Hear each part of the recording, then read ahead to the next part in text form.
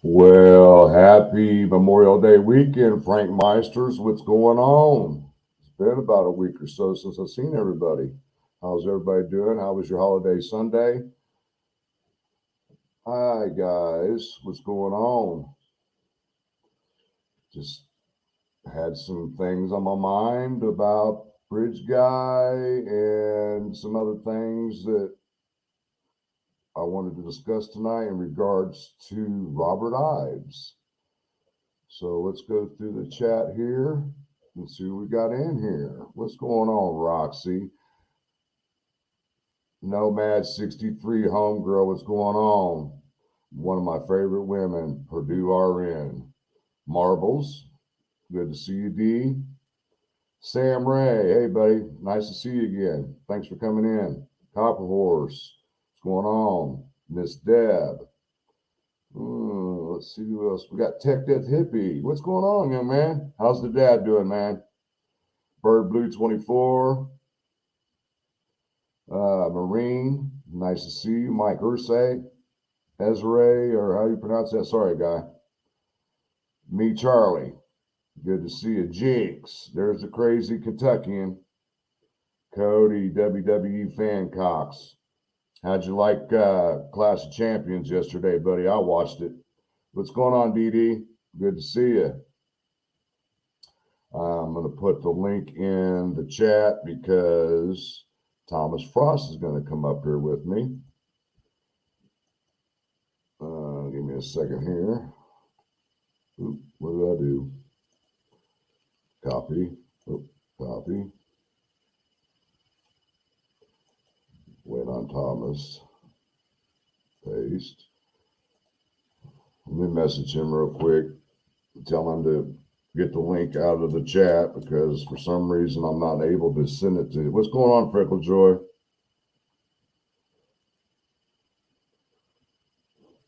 And I think Meow's going to come up too.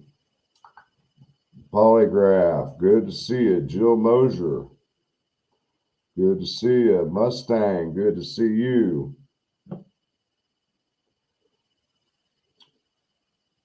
Let's see here. Who else we got in there? I didn't see Jill in here. Where's she at? Didn't see her name in the chat.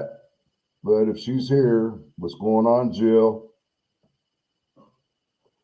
Make your presence known. That's good to hear, Tech Death. Prayers are coming your way for your dad. I can't imagine having to deal with a situation like that. Hey, Taco Fall, good to see you. Olivia, too. Pamela Perwetsky, good to see you. Waiting on Thomas.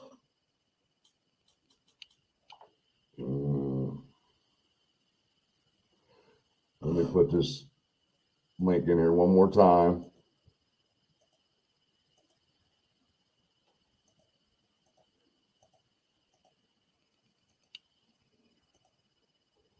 All right. Susie, nice to see you. So did everybody get to watch the race today? I know I did. It was one hell of a race, I can tell you that. Michelle Sawa, good to see you. One of the best races I've seen in many years out of the 500. All right. Well, what I wanted to talk about tonight, I have spoke to several other creators, and we're basically all in the same agreement. Where's True Crime Notebook? Where's Deb? I didn't see her in here. Ray Jones, nice to see you, Ray. But I was going over some things when it came to Bridge Guy and the Abbey photo. I ran it by several different creators, and they were on basically the same idea that I was thinking. Because remember when I did the show on the photo of Abby, everybody was claiming was photoshopped or edited or altered, whatever, and we had to disprove all that. Well, you notice that I never found anybody in the woods, anybody on the bridge, or even at the north end of the bridge, you couldn't see anybody standing there. So I started thinking about this. I said, what if put it this way. When the witness allegedly saw Bridge Guy on the first platform around 1:30-ish, I'll give or take a few minutes, maybe 1:40 or so. And then she started heading back toward the Freedom Bridge. And she passes the girls that are coming up the trail toward the bridge. Well, at this time, my thought process right now is that Bridge Guy took off skedaddling toward the south end of the bridge to where he could see everybody coming from the north end of the bridge. The girls come up onto the bridge. They're doing their photos, and then Bridge Guy comes out of nowhere on the south end and passes the girls. Like I said, I always believe the girls had some kind of contact with Bridge Guy prior to everything happening, and this might have been where it was at. And then he got halfway down and he turned back around, and that's when Libby was like, or one of the girls allegedly said in the audio tape, "Is that guy behind us again or still?" And one of them goes, "Mm-hmm." So that's telling me he turned around, and when he did, Libby caught it, and that's when she started videotaping. That's just the thought I'm having. I want to hear what everybody else is having to say about this, because it don't make no sense. He came out of nowhere from the north end. Makes no sense. I see Meows here. What's going on, young lady? Hello, how are you? I'm good. Good to see you. Yeah. Just go ahead. Oh no, yeah. I was talking to Thomas or whatever earlier, and I was just actually like kind of doing some review. There he is right now. Ives. There's Frosty. Yeah. Come on, bud. Yeah. I Turn just your mic on, dude. Can't hear you. There we go. There you Can you hear are. me? What's up? What's up? Hey. I've had a little bit. I've had a lot of Delphi recently, so I'm like almost done with my Delphi. I dip in, dip out. So. Yep. But yeah, no, I definitely like I went through all of I know that you were talking about Ives, or I don't know. I just jumped in. So but he does give a lot away. That man is like a little chatty Cathy. So Yes. Well, hell, Frank, you messaged him in August. He just now got to you, right? I messaged him last August 22nd at 7 p.m. and he never got back to me. And I'm sitting here watching the Indy 500. And all of a sudden I get a message and I looked and I said, "I'll be damned. Robert Ives? Really?" And I was just freaking out. And I had so many questions for this guy. But let me get back to where we were talking about Bridge Guy first before we go into the Robert Ives thing. I ran it by Thomas. I ran it by Ruckus. I ran it by Grismatic. I talked to Deb's True sorry, Crime you didn't run it by me. I just seemed to come out. I'm so sorry. I don't have no way of contacting you.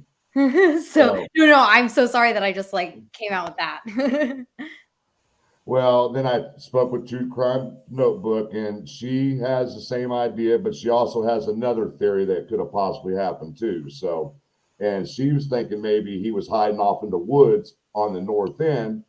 But then again, when we went over the photo with Abby, where I zoomed in that whole north end, and he did my thing with it, and even had that guy who's an expert in photoshopping and all that. He said he didn't see an inkling of anybody in the woods from when he examined the photo. He had it for like 2 or 3 hours.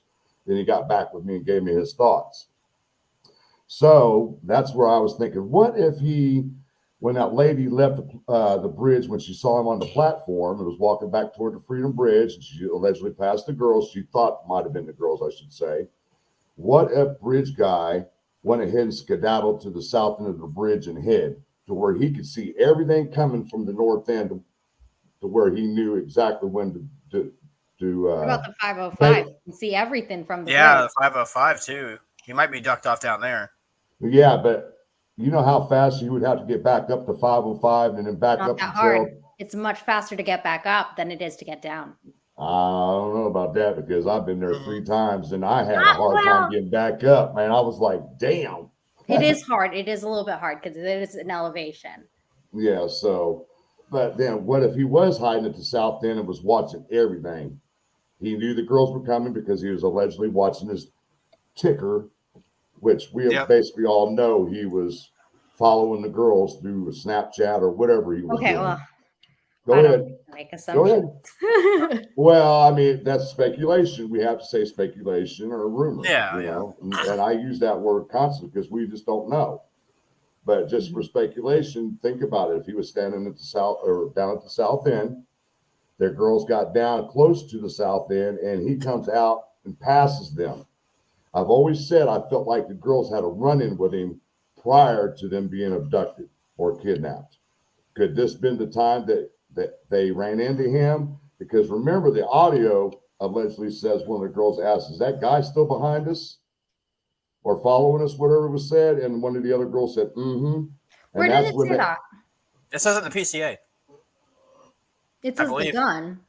Doesn't the PCA mention that victim one mentioned that there was a person behind him, and the other one goes, "Mm-hmm." Yeah, I believe Yeah, so. that's in the PCA. That's in the PCA.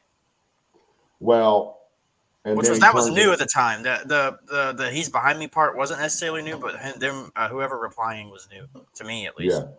Well, then that's when Libby was like, "Oh man, something's wrong here," and that's when she started videoing him. I mean, it's one of the best scenarios I've heard so far. I just can't see him ducking off in the woods without Abby and Libby seeing him, with no vegetation, no greenery, or no nothing at that time of the year. I mean, it's just something to throw out there. And it makes sense. No, I mean, it makes sense. I mean, it's one of the more sensible theories I've ever heard. All right, hold on, Deb. True Crime Notebook. Becky has confirmed that it is in the audio about one of the girls saying, "Is that guy, creepy guy or whatever, is he still behind us?" So, I mean, I'm going to take that as a verification. That's all we can do. What's your thought, Meow? Oh, oh boy. I didn't invite you up here for nothing, so I want to hear. Oh no, yeah, take. just like listening. But yeah, no, I was just listening to Ives's interview and everything that he had said about it, and how he really didn't think that it was planned or anything, which is very interesting, I think, in that matter, that it wasn't planned, or and how he's a little evasive about it, but he's always talking about how much evidence was at the crime and how it was much more complicated with the injuries sustained there, and how large the scene was. Is unique to me, because we have this very discrete idea of like, here is where they were, here is where they were found, it must be right between here. He's not speaking to that. He's speaking to a large scene. And he also makes a little bit of a like, and I can play the audio if you'd like, but he even makes a little bit of a statement as to a distance to a specific building or whatever. I don't know whether that's like he's referencing that for the investigators, like having to make that trek sort of. But it's interesting. I thought that was like really spoke to how broad the scene is, relative, and broad that interaction could have been. Right. Give me a second. I'm going to share the screen. Deb just sent me some screenshots that I'm going to pull up on the screen here. Give me just a second, guys. You're good. I didn't respond. Hi, Deb. Hi, I think, is Jinx in here? I thought I saw her. Yeah, she's in here. People have said hi to me. I didn't respond. Where do I need to go? Here we go. The infinite screen. All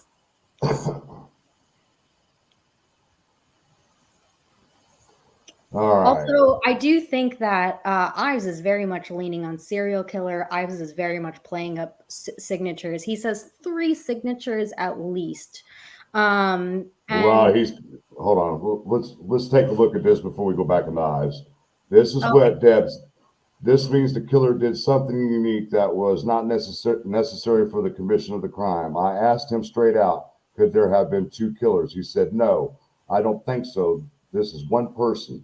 A killer leaving at least 3 different signatures leads me to think there's some distinct mental illness that he would not be able to hide from others. We don't know Well, if there's. Go ahead. no, I mean, he is a rural prosecutor, which is the problem, and I think that is evidenced in what he kind of has said, because some of what he says is just a little biased, in my opinion, and I think it does underscore a little bit of a lack of, in my opinion, it underscores a lack of experience with homicide investigations on his side, and I think he does even recognize that. But the other thing where you see multiple signatures is from multiple perpetrators or from yes, you will see signatures, especially also with group things, like, and also it's staged. So that's another thing Okay. too. Now, this was the conversation that I had with Robert Ives today. Right. Sorry. Okay. I would And love to I hear. said, he said, I'll answer some backstage questions, but I generally do not accept interview requests. I said, nice to hear from you. Do you believe RA is BG? Also, you believe there are more involved, such as KK, TK. What's your thoughts on a motive? And he says, I am not willing to offer an opinion on those questions, and I really don't have sufficient current information to do so, even where I'm willing, whatever that's supposed to mean. I said, are you willing to discuss the crime scene? And he said, to a limited extent. I'm always concerned that I might inadvertently release information that has not officially been released. And at this point, I am also concerned that my memory could be faulty. Oh, wow. The interviews I gave in the past almost certainly contain all of the information I would be willing to divulge. I can say this, I don't think I never said non-secular about anything, any context. He doesn't have a good memory. And then I asked him, I said, what about the staging, such as dolls, etc.? And are you willing to divulge a cause of death? Posing, you mean? Whatever. Was there another crime scene? And he said, no, I don't have that up here, but it's in my thing. But he said, no comment. So he was being short with me, basically, is what was happening. But I've been hearing all day that the interview with him, they edited to take out where he said non-secular. That's And all new to me. I'm learning here. Apologies. I'm like, what? So that means they had to go through all the interviews he did and edit all of them, newspaper clippings, everything. See, that's well, why no, I mean, it's still in the newspapers. You can find it in the newspapers, at least I can.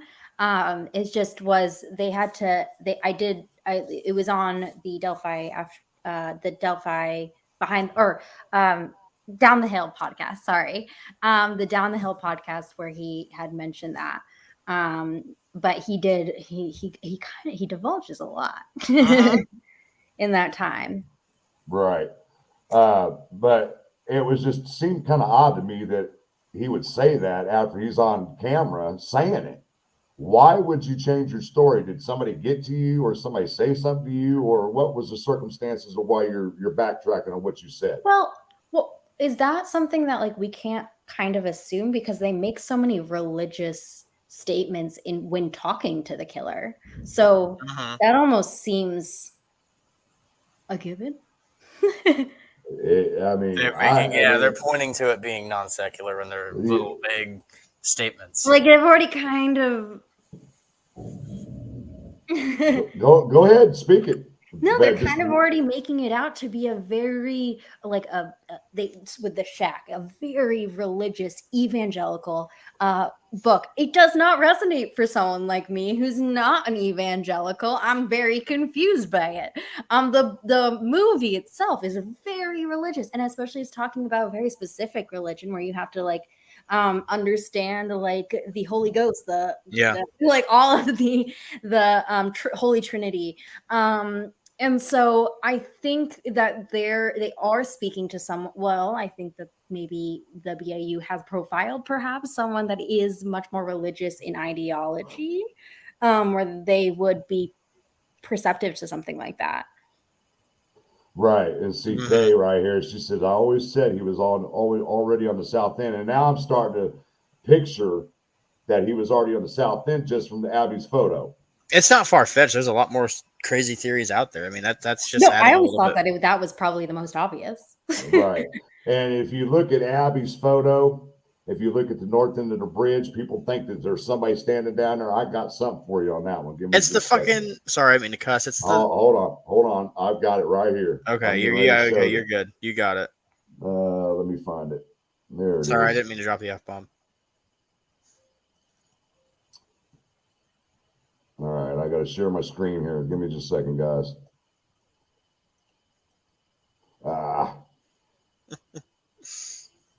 Present. I want to show people something, and I don't think a lot of people have seen this photo. I'm not sure, but come on. See that photo right there?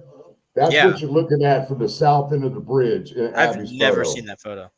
But yeah. It's off to the side now. They have it there by that unmarked trail. It's against the unmarked trail. And people didn't know this either. You see the tree? It's basically just to the right center of the trail, which would make it look like somebody standing behind it. That's crazy. You found that photo. I've never seen that photo. So I'm just saying, man, there's a lot of things that are not adding up here, and I can't put my finger on what's going on here. Why? I'm starting to have doubts about Richard Allen. I mean, I will go all night on that. I mean, I'm 95% sure it's him, but I'm not going to 100. I'm not. Yeah, I'm not going to do it. I was 100% Richard Allen because I saw like how short he was or how his clothes are always baggy, and Bridge Guy's clothes are really baggy, but I'm not 100% anymore. Just based on the fact that everyone who's ever talked about him, obviously, like they're like, oh no, he would never do that. I mean, it's strange. Like it doesn't. I don't know. It's very odd. He never exhibited any behavior. Tech Death says meows a 10. Oh, thanks. Thanks. Hey, you're getting hit on my panel, young lady. But I mean, the only people that have really talked about Richard Allen are his coworkers. Yeah, really. I have never really seen anybody talk about him that were friends with him. Well, because I feel like that would immediately put like a tarnish on him immediately. And if anyone's going to be defending him, that's another thing. It's going to be so. I don't think that I can tell already from the commute, just immediately from when he was arrested and everything. They're ready to have this solved. They are so fucking ready. They can salivate over it. Well, here's another thing, and this is new information. A friend of mine actually just reached out to the person who was mixed up with Richard Allen in the court system or in the filing system. She messaged. I don't know why she reached out to him. It's his name. I'm not gonna drop his name because he's not supposed to talk about it. But it starts with a C. It's like CCS, I think his initials are. And he was talking to her, and he's like, "Yeah, they fucked up, and they had me mixed up with him, and they lost his name in the system because of me." And I saw the screenshot, and then I wasn't allowed to send it to anybody. I don't know of what relevance it is now, but that is also what kind of did my confidence in for Richard Allen, because they had him mixed up with this random guy. He does live in Delphi, but it's a totally different guy. And they had the wrong name, and it was his name that they had, and that's part of the clerical error that happened. And the guy admitted to it. He's like, "Yeah, it was my name they had," but she can't post it because I guess that guy's subject to the gag order because he was directly involved because he got mixed up. And that almost makes me think that Robert Ives is under the gag order too, because he really wasn't telling me nothing. Frank, she posted it in your group. Remember? Her name is Sarah or something, and she posted it. She said that this guy talked to her, and she showed me the screenshot, but then she deleted it after she showed it. So, also, Frank, I just wanted to say to your point, though, you did mention how this person might have serious mental illness, and I do actually that for the most part, actually they've been able to stratify all the homicides that have been committed, like by people who have acute mental illness, and people with psychosis and mania are more likely to commit a crime by knife, whereas someone Yeah. with a depressive or other sort of ailment are more likely to use strangulation. So I think that's another point to point towards a mentally ill individual. Who Yeah. said Kohberger's? That's so stupid. But it would be very Surely hard you're to hide joking. that, for Richard Allen to hide that. But Freckle Joy's got a good point here. You should never be 100% on anything, and that's why I said I'm not going at 100% because nobody knows. Especially with that PCA. Come on. The PCA was a piece of work. We knew that Nick McClellan didn't write that. I'm I pretty think sure. Yeah, Liggett Liggett wrote did it. that. Yeah. I think Liggett I wrote it. hope it's not Nick McClellan, because he needs to go back to law school. Let's Oh, that was a see. joke. Okay, I was hoping not. Jesus, you never know anymore. You never know in this community. People thought I was bridge. People thought I was bridge guy. In my drone video, people thought I was bridge guy walking in the snow. This girl's like, "Oh my god, is that bridge guy walking in the snow?" I'm like, "No, that's me. What the hell?" It was a drone shot. I'm like, "Yes, somebody has a drone shot." Just let them bridge. think that. If someone's that stupid, let them think that. I was like, "What?" What is this? Is, by the way, is Indy Pam. If anybody hasn't noticed, Nomad 63. That's Indy Pam. Lots of crashes and a new garden win. Oh yeah, they talk about the race today, man. They had 3 red flags within the last 15 laps. It was crazy. Yeah, But- that tire thing is crazy. I don't know. I was supposed to be there today, but I didn't end up going. Back in 2000, like this early 2000s, there was a race and a tire flew off one of the cars and it went up in the grandstands and killed a person. That's crazy. Yeah. Man. Let's see what else. Let's take a look at the chat. Danger Dave. Danger Dave's in here. Oh wow. Oh, yeah. You want me to play some of Ives' audio? It'd be new to me. Yeah, sure. I couldn't find it. Oh, I have it in 6 different parts. She has everything, man. She has the Mish report of Logan dying in 2020, and that's all been scrubbed. I was looking for it, but I knew I remembered them saying he died in 2020. See this? What's that? What does it say on the front? It says Vital Records, Tippecanoe County Health Department, Lafayette, Indiana. Oh, you got his death certificate. I got to get a stamp, and I'm going to mail it on Tuesday. Oh, to get his death certificate. I'm not gonna name drop people, but the only people pushing that are people who don't do anything other than just I'm not even. It's just because many news outlets reported 2020. Yeah. And then that's just there's one specific group that's pushing the Ron Logan issue, and I'm trying to stay away from them people. I've been exiled from that group because I called them out on their BS. What group? Do me a favor and look up Dr. Brackish Okun from the movie Independence Day, and you'll see his face, and that's who he looks like him.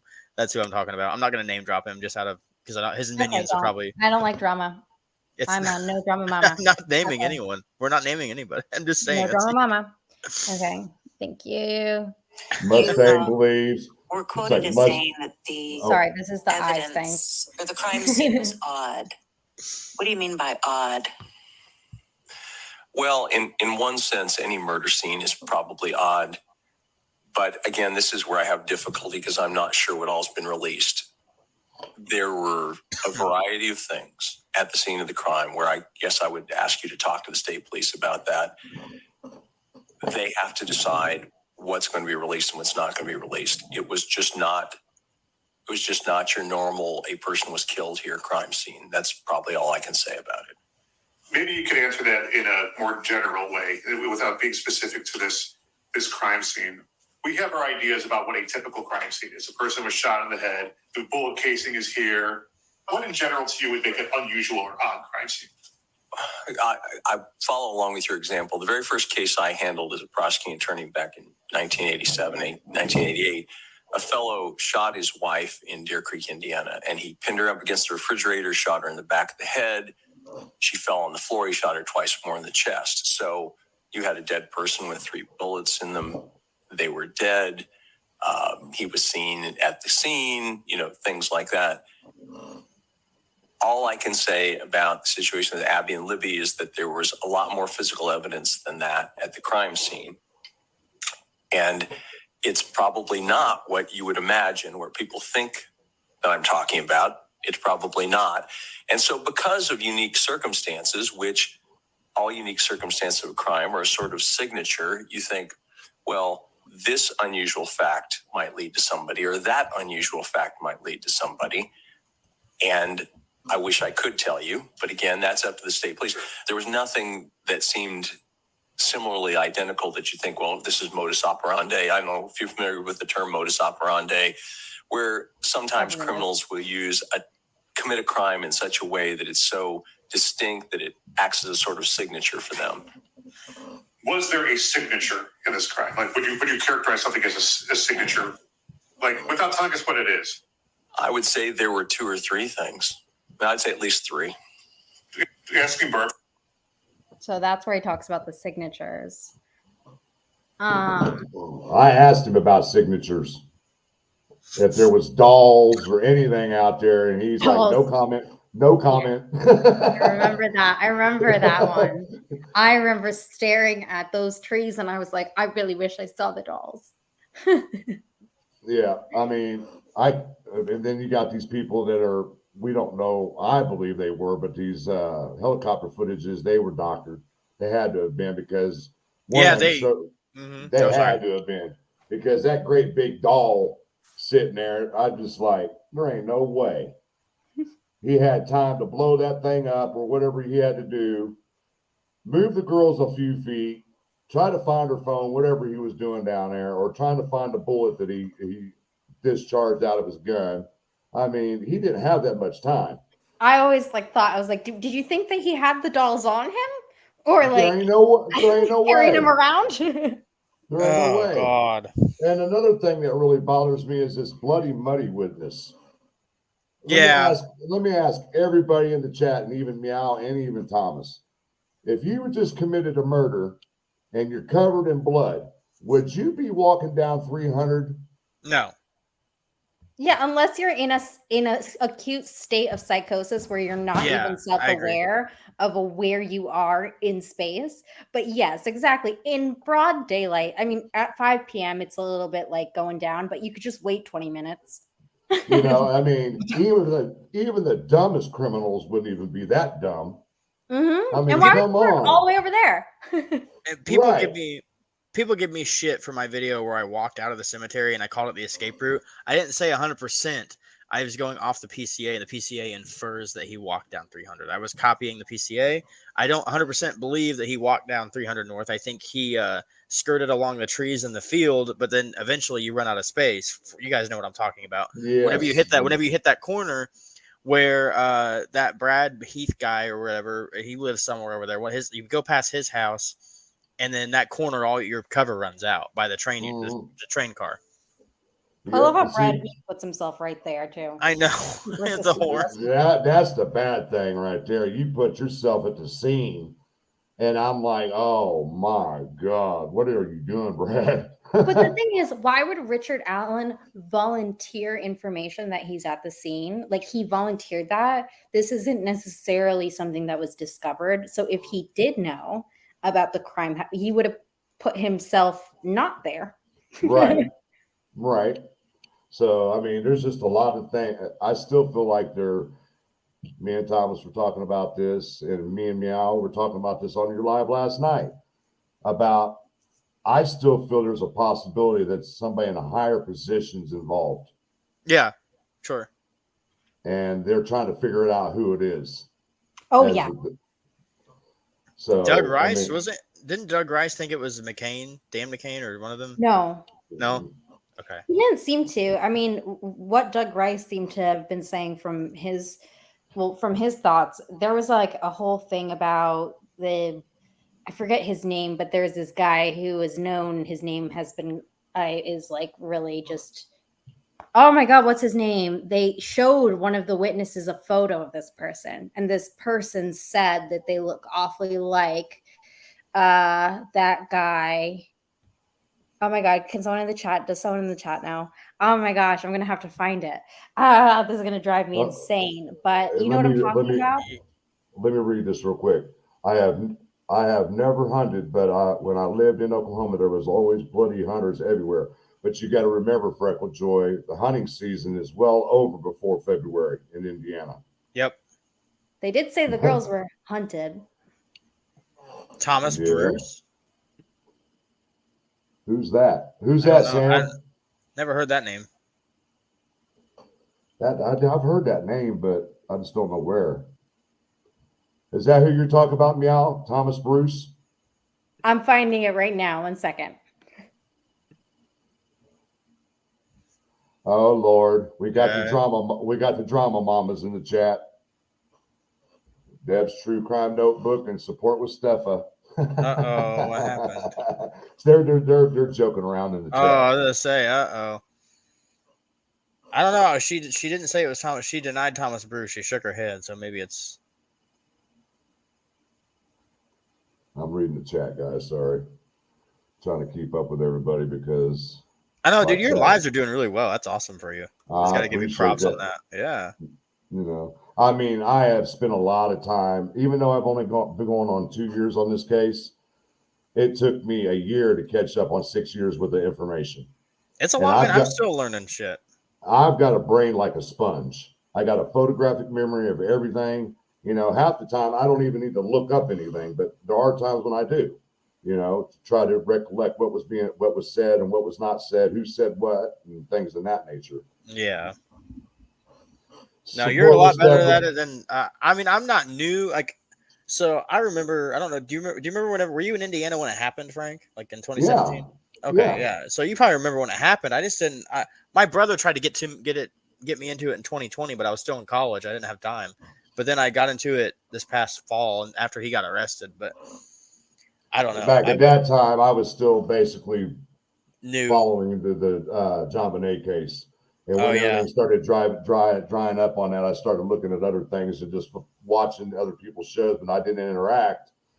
And then when I came across people talking about Delphi, I was like, this is something that's going to be good for me to listen and learn from.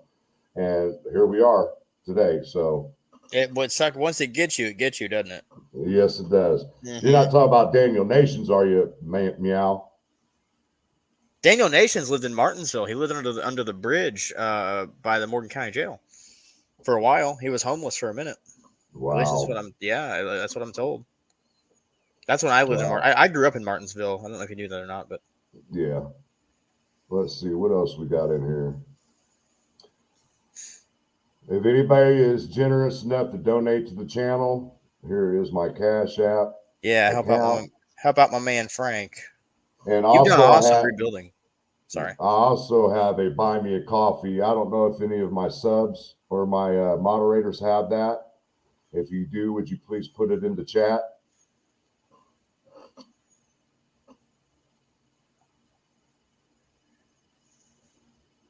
Freckle Joy, she's in everybody's chat, Mustang. I think she found it. She's smirking. Go ahead. I'll wait. Oh, I was wondering if I could play an audio, but it depends. It's up to you. It's a what? Audio. Yeah, go ahead. As long as it's something that we should be hearing. Uh-oh. She's got a surprise for us. Here we go. Somebody's on the Ron Logan thing again. Stephen Curry. I know who you are, Stephen. So don't even come in here starting that mess. Oh, come on. Don't start. It's Jimmy Duvall. It's Jimmy Duvall. That's exactly who. Everyone was saying that's like who the person. Sorry, that was everyone was going around. Okay, you know whose dad that is, don't you? What? You know whose dad that is, don't you? It's Tara's wife's dad. Oh. Jimmy Duvall, yeah. That's Tara German's wife's dad. Jesus. So they were showing photos of Jimmy Duvall to of the witnesses, which is just like such a problem. But I'll just play because like you can see how it got so hectic just from these like things. Is like you kind of get like a little bit like oh, because rumors kind of took hold of this investigation. Yes, very much so it did. And that's why She says it. Caleb says nothing. oh, meow, meow, turn that off. Meow, meow. Yes. Turn that off, please. Okay. Which one are you not okay with? I'm not okay with that audio. I know Are what you talking audio about the that is. Lifetime audio? Yes, that's what Well, that this one is only one of them. I don't want that on my channel. Sorry, sweetie. Okay. Well, the one I've already- audio that I was trying to show you is the one where they talk about Jimmy Duvall. And so Jimmy Duvall was the person that was brought up. And that was the person that they were showing was a photo of Jimmy Duvall. Yeah. There's a lot more of it. There's like hours. There's like over an hour. I've heard them. Trust me, I've heard them, and I contacted. Yeah, I know. the Everyone's owner. heard them. It's just more of like that's why the witnesses are going to be a little bit like they've been given photos and asked, "Hey, Did we lose Frank? Oh, No, I accidentally hit the wrong button, guys. There I am. they are going to give photos. They're given a lot of photos and a lot of suspects and asked, does this look like it? Does this look like this? Does this look like the person?" And it's just not like very clear. Exact. And I was checking is to making sure that they weren't saying the names of the witnesses. But that's what I think that's why I think there's certain things from the Lifetime audio that I think are important because if your witnesses have been shown all of these things and asked all of these things, I would be. Let me ask a question about the Lifetime audio. It's been a few months since I've listened to it, but correct me if I'm wrong. And I am wrong a lot. I have been wrong in the past. But didn't like a group of kids at Riley Park at 11 o'clock that morning or something like that talk about something was supposed to happen that day? Geocaching. Is that what that? Is that what it was? I can't remember, but someone told me that I'll have to listen to it again because it's been since like January. That there was a group of kids. They said there was like a group of kids that heard somebody was. Okay. Well, yeah, I've looked at the geocaching angle of it too, a year ago with the professor, Dan McCain, and all of them guys. I mean, the reason why I looked at the professor because he was into some weird stuff. Dan McCain's not part of the geocaching. Well, he's good friends with the professor, so that's why I said that. Dan McCain, okay. Yeah. On the one on YouTube? David McCain, not Dan, David. Is friends with the prof. Yes, the professor. Not prof. The professor is he's a what do you call him? Archaeological he goes out and finds old ruins. What do you call those? Archaeologists. That's what he is. Was it Christopher Moore? Yes. Yeah. There's some things really stood out to me with him at the beginning, like the Krampus. There was alleged things of Krampus signatures at the crime scene. Krampus. Krampus is the bad side of Santa Claus when it comes to kids. He punishes bad kids. Oh. Yeah. Well, the Krampus had a weapon he used that was made of birchwood. And where were the girls found? In an area of birchwood. That whole area is birchwood right there. So I was like, man, what am I catching on to here? And then we started finding that he was basically, it was almost like he was stalking Kelsey. She had access to his geocaching account, vice versa, and all this stuff. And I'm like, what is going on here? And then all of a sudden, it just... they talk about him as a POI, this Christopher Moore character. I don't really know who it is, but there's obviously a multiplicitous number of POIs here. Exactly. Oh yeah, oh yeah. Oh, I'm not But listening to also, if Steve. we're talking weird, Frank, sorry, Frank, you might have some. I don't know. It sounds like you got trouble in the chat. I haven't looked. Let me look. well, I just if saw we people want to talk respond. about weird old murders, like that, Delphi's got all of them. They're all crazy. Oh yeah, oh, yeah. The history about that place is wild. And now we're going to talk about Garrett Kurtz. This Right, he dude. killed someone, I think. Oh man, how do you not know? I mean, methed out, don't know what you were doing that day, but you sure know you didn't kill 2 girls. You just contradicted yourself, bud. I mean, come on. You say you don't know where you were at that day, you didn't know what you were doing, but you knew you didn't kill 2 girls. What's the problem with this picture? That was my POI from 2020 until Richard Allen got arrested for sure. Let's see. Oh, it's Curry. That's what's going on. Yes, he is, Danger Dave. He's an epitome of a piece of caca.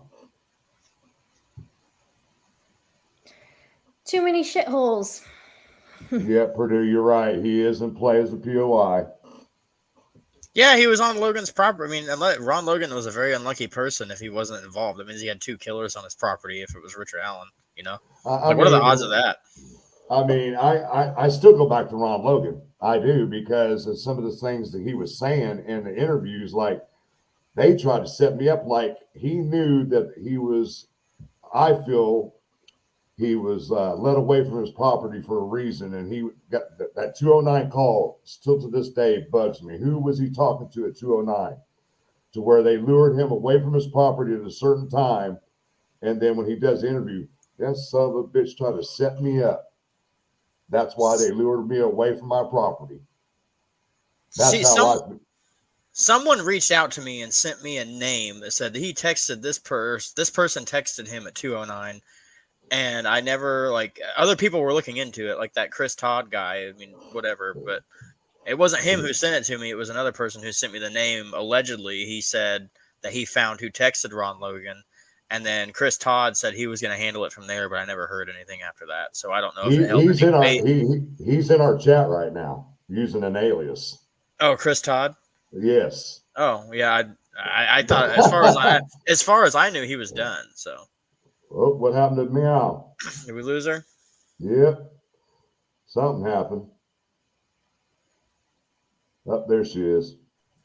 Oh. I was gonna say, I was damn, hoping you I just didn't dropped say out anything. with saying bye, nothing, kiss my ass, nothing. They say it's an Irish goodbye or something.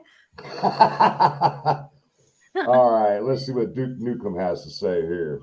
Frank, do you believe it was a failed abduction or Richard Allen planned to leave them on Logan's property? I've been talking to Ruckus about this. I would say Richard Allen, if he is the bridge guy, he was paid to get the girls to the south end of the bridge, and whoever was waiting for him down there took over from there. Yeah, just to that one, like take out Richard Allen's name, and I would say yeah, because like I can't buy it's Richard Allen without no criminal history, no mental health history. What the fuck? Did anybody verify that he checked himself into a mental facility after the? No. I've always that heard would be absolutely not. Looky there, somebody caught him. I seen him in somebody else's chat, and I was like, "That is Chris Todd." I don't have any big qualms with Chris Todd, but I don't like if he's trolling. I don't like that, but I don't like I don't like his opinion on Flora, but I won't agree to disagree, I guess. See, what about all the items at the crime scene? He brought all that. We don't know that. I think there's another person, but that's me. I do too. But I do know objectively. I think you got 2 girls. You got to have 2, like just statistically. One person does not. They do not. If someone's all there for control, they always say, "We know this is about control to you. Let's give them the benefit of the doubt and think that they have a little bit of an idea of who this guy is." If they know it's about control to this guy, he's definitely going to have control of that scene, that circumstance. 2 girls, you can't control them. You're one man. And, you know, another thing that really sticks out to me is that Brad Weber, Weber, however you pronounce Weber, their yeah. last name. If he was allegedly at the private drive at 3:00, why didn't he hear or see anything? Robert Ives talks about it. And then you got Cheyenne on the bridge taking that photo from the south end, shooting toward the north end, and we had Steve from True Crime Web do his analysis on that photo, and from his forensic background, he said that photo was taken approximately 3:02 p.m. that day. If that's the case, why didn't Cheyenne hear or see anything? Because you're not going to tell me them girls didn't scream at one point in time or yell or something. Unless they were in a vehicle. Exactly. And that's always been in the back of my mind. What if they were waiting down to the private drive on a vehicle? That gate was open too. That gate, I think Brad or Kay said it was open, and then Brad said it was closed. But Kay says it's always open, and then every time I've seen it, it's been open. So Quickest way to assume control of especially if you're going to be like trying to transport two victims, quickest way to assume control is to put them into a vehicle immediately. It would make sense. No, 100%. Because there's a driveway that drive rides. People, maybe not people don't realize that driveway goes right under that bridge. Yep.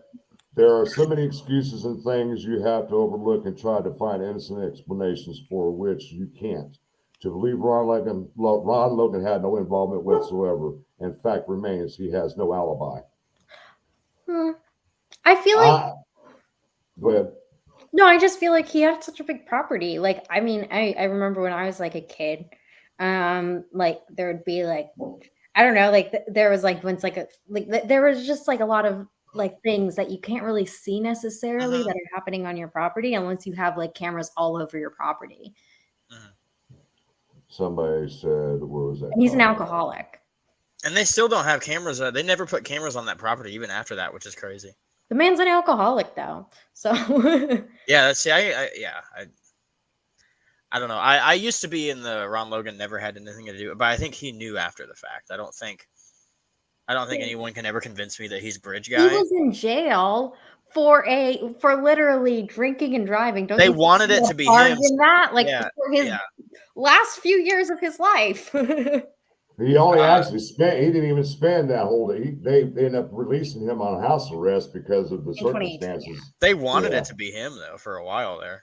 That was the FBI though. Yeah, true. They were pushing the narrative so bad, and it was to the point. And somebody asked me today, why isn't the FBI involved in this case? I said, because it's a jurisdiction thing. Carroll County, it is.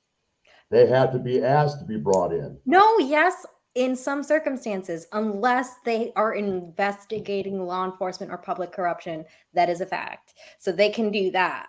And also if it becomes a gang.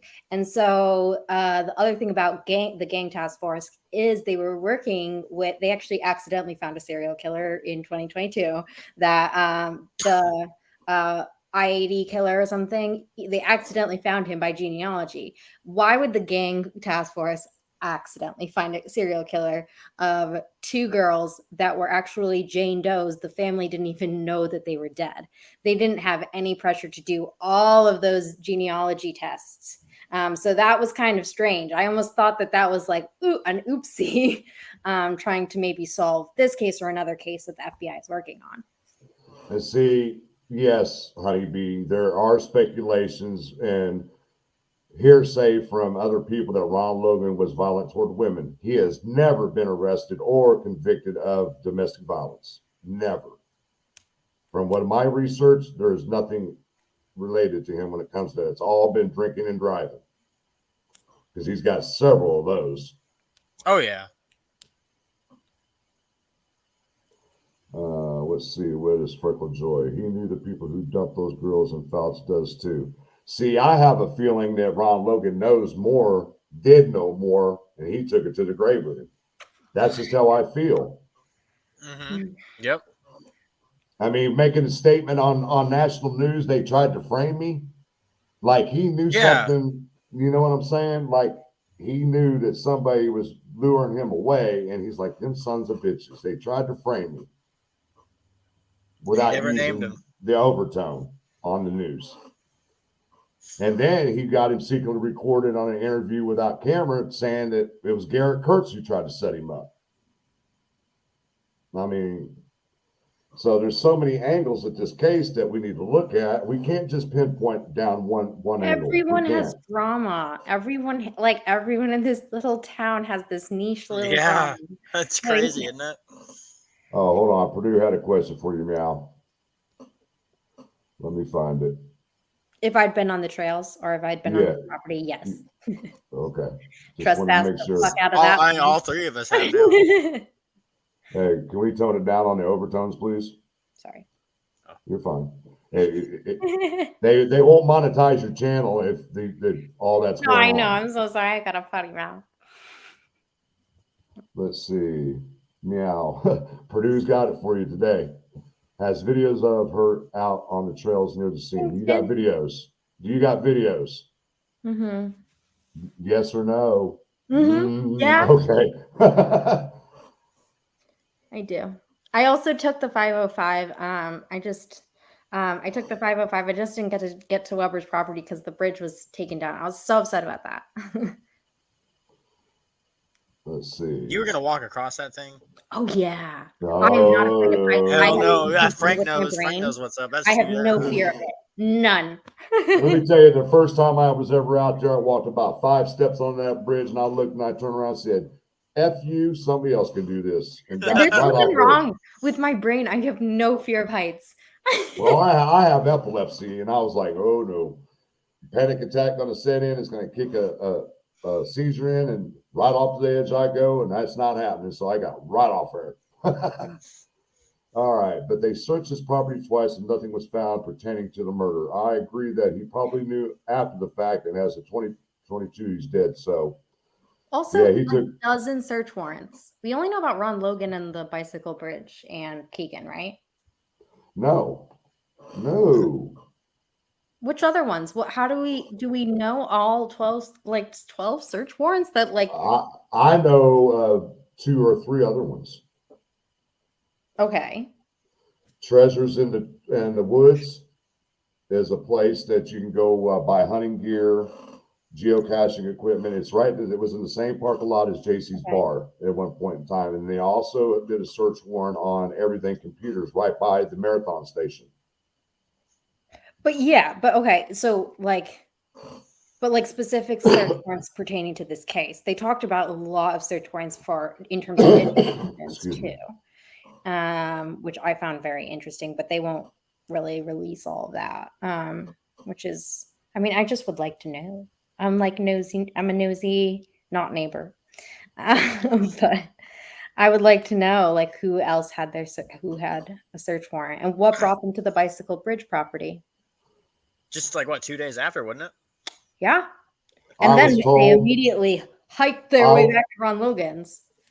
I was told it had something to do with Libby's phone. That's what I was told. I don't know how accurate that is. So I I'm heard just that saying the dogs sniffed it. It had something to do with Libby's So we'll phone. never know. Yeah. Geez. Right. That's Exactly. what I was told. So I'm just saying that's speculation. That property, I drove by that Bicycle Bridge Roadhouse. That property isn't well maintained. I don't know if anybody's still living there or what, but it has a very fascinating big black safe. Just massive. And it's the only thing that looks well maintained in this whole entire property. Well, I'm here to tell you, Kay, he was not in solitary confinement for 2 years. Not 2 years at least, but he was in solitary. I've got the letter from his attorney that he wrote to prosecutors saying, hey, they got him in there butt naked, took his dentures away from him, making him eat hard food without his dentures and things of that nature. I've got that letter from his, as a matter of fact, you know who his attorney was? Andrew Akey. Akey breaky. Everybody gets achy, don't they?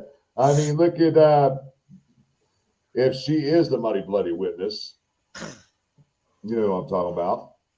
The lady that's Maria Robinson. Oh. She had him as her attorney. Really? Yeah, I think that was Yeah.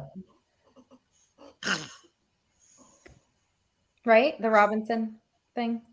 I haven't heard it been debunked yet. So I'm just going by what I'm hearing, and I'll it's send you all pictures. speculation. Do that. Give me more information. Let's see. Ron Logan had an incident at his home on record where a woman was frightened out of her mind and the street screaming, calling in the net call in by neighbors. Well, I couldn't find no report for it at all. So, Well, R&M did a interview, I think, with his ex. yeah, I mean, but I don't go by what every time somebody says something about somebody in a negative way. I don't believe that all the time. Mm-hmm.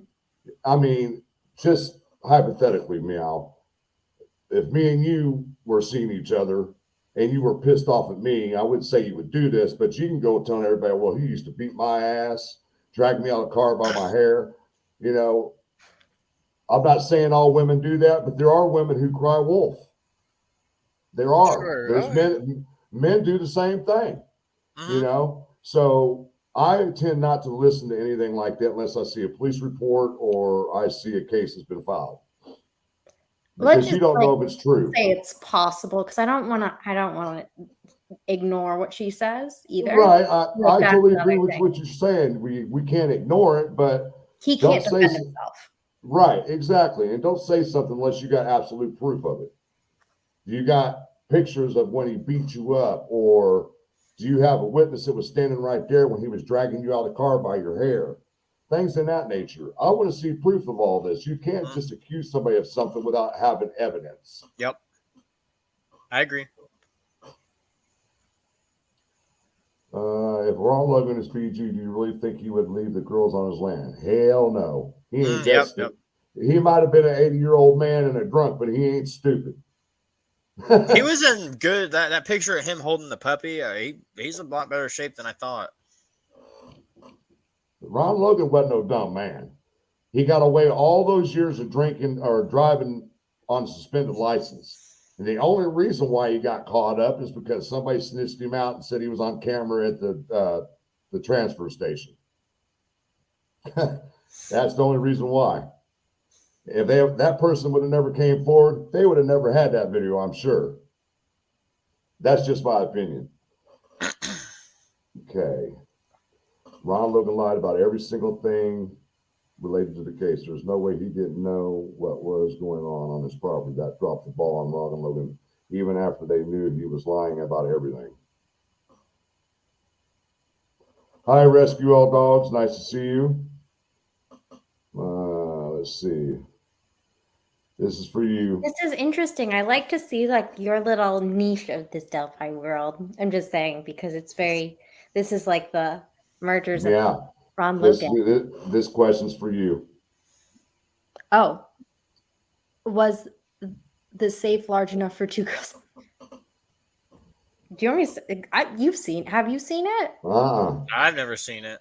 I've seen it. I'll share my screen. I'll find it. Yeah, it's like great. I don't know. It's quite an impressive safe. It stirs questions. Yeah, but you got to remember, Libby was not no small girl. Okay, yeah. No, I know. I'll show you the safe. 1 second. Let me just share it with you. Let me just make sure that I'm pulling up the right one. Yeah. Oh. Load. All right, Sam. Who's Breed Love? You got to spill the beans, man, because I've never heard of that name. Oh no, another new name. Okay. I'm trying to.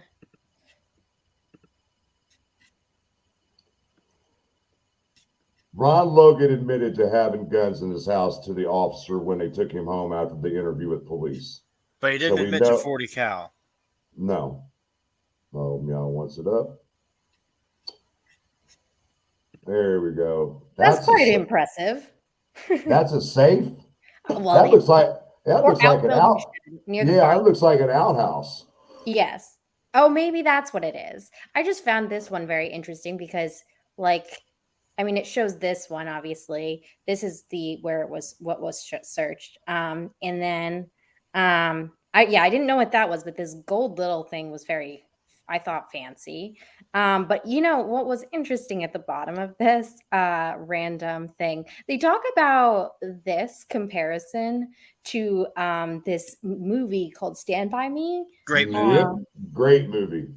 And they That said was- the two friends were active on social media and whatever. The exposed rickety wooden bridge in the photographs bears an eerie resemblance to the train tracks featured in the movie Stand By Me, adapted by Stephen King novel The Body, which is fascinating because I never really thought about that, but it's randomly at the bottom of this Daily Mail article, which is fascinating.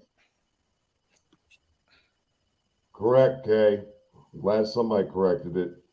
He only did 9 months of solitary and they let him out on house arrest the rest of his time. I can stop sharing my screen.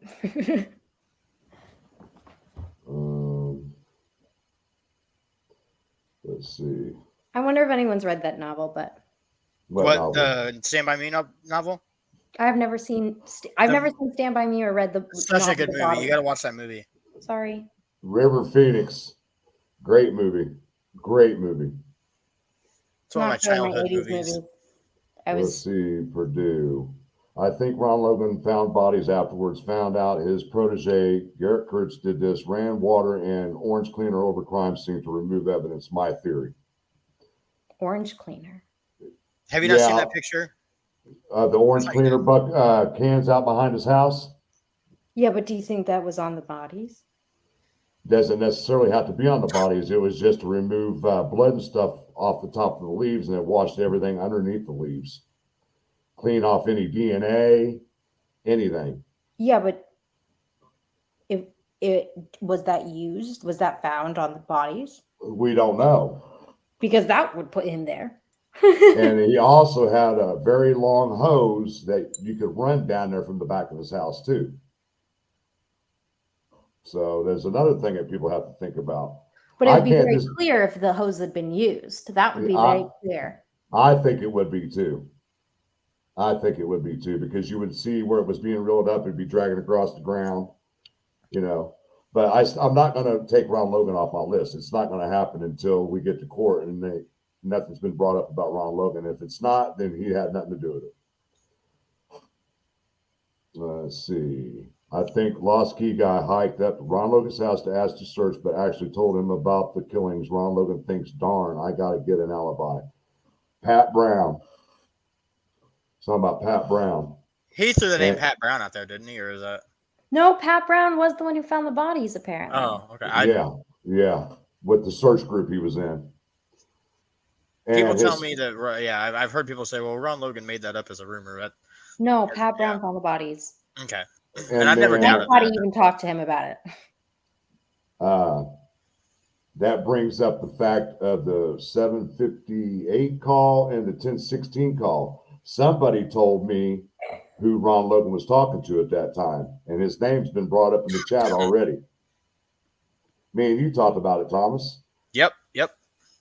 CB, The the CB. initials. Yep. That's who I was told texted Ron. He's done the audio tapes, Meow. You hear him talking. Oh, I know. Okay. Let's see. He didn't consent to have his name out there, so. That's why I didn't put it out there. Somebody put it in the chat, though, so there's not much I can do about that. Let's see. When asked whether anything might be found on his land, he said he didn't know because he couldn't be sure what Lost Key guy stashed there on his way up.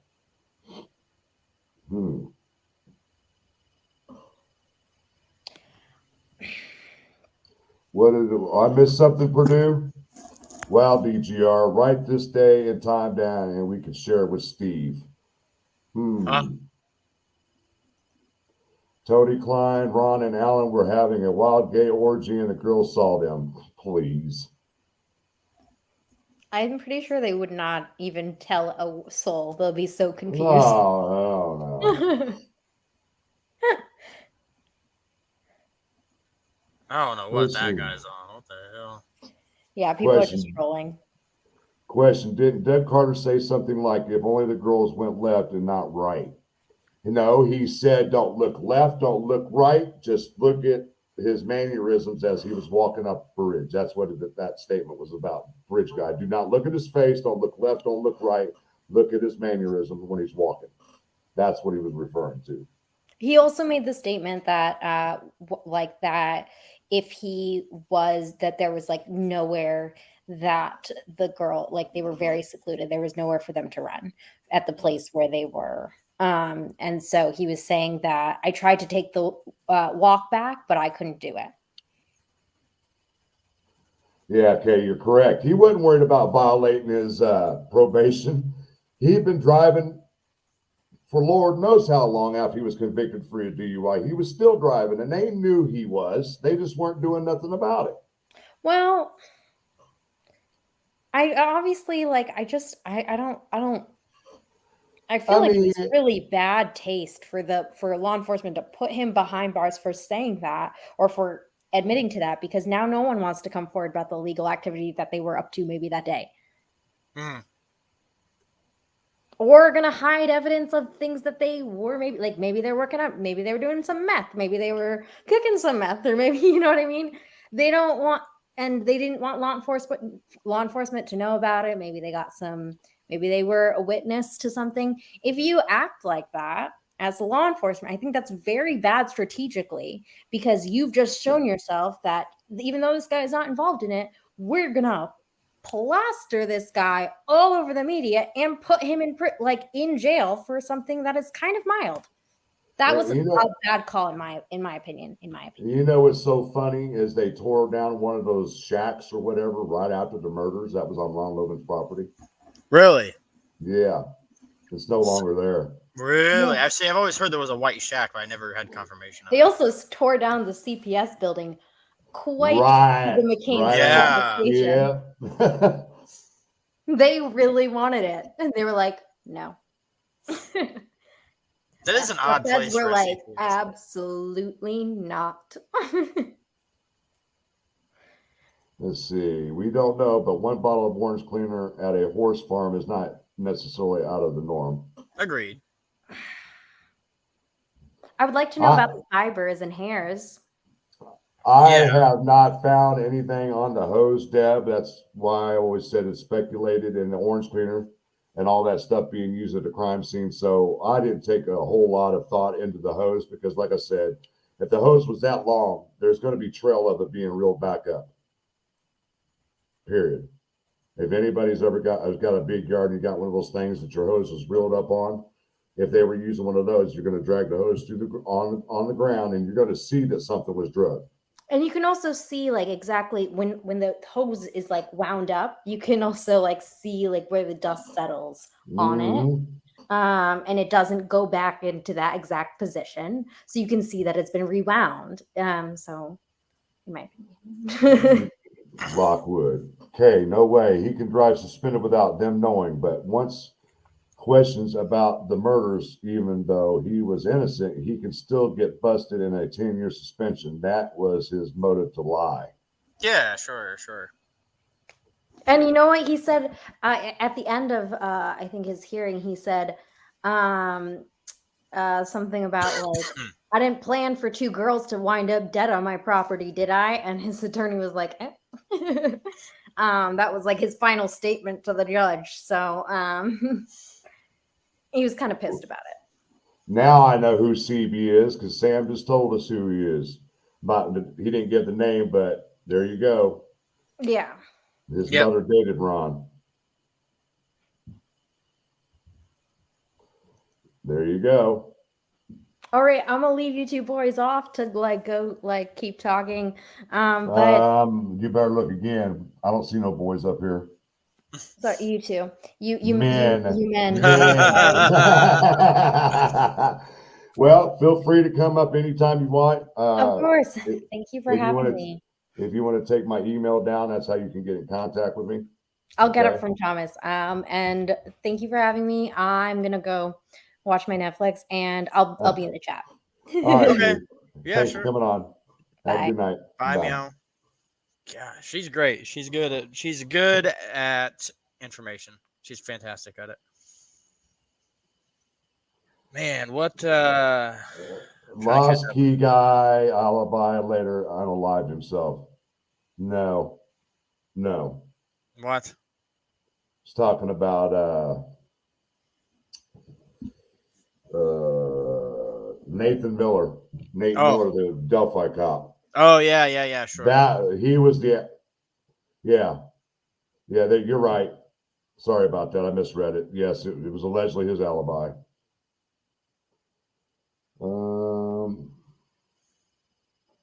Let's see. I'm going through the chat here. Yeah, me too.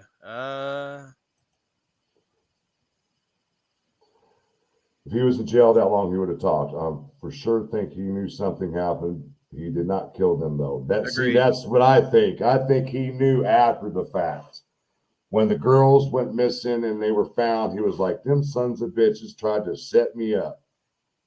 That's Yep. how I'm feeling. Whoever he's talking about, I believe, made the phone call to him, telling him to leave his property. But we don't know exactly what time he left to go to Lafayette, though. That's the problem. Yeah, no, we don't, do we? No. All right. Does anyone know who's CEO? Oh, sorry. Go ahead, Frank. I didn't mean to. You're good.